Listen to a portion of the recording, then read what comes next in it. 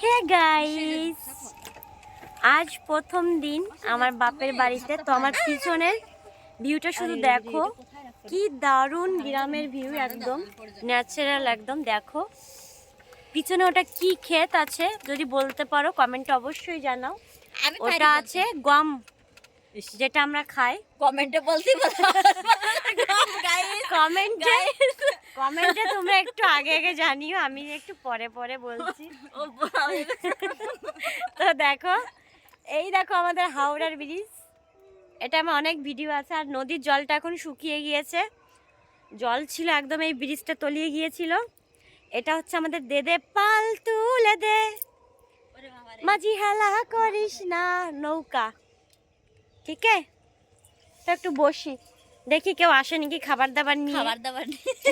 এই দেখো এখানে ইতনা ঠান্ডা है ना। হ্যাঁ, আর এই গ্রামে এত ঠান্ডা যে চাদর গায়ে দিতে হয়েছে। আর আমি কিচ্ছু আনিনি, সোয়েটার টোয়েটার মায়েরটা পরেছি। আমার দিদিও মায়েরটা পরেছে।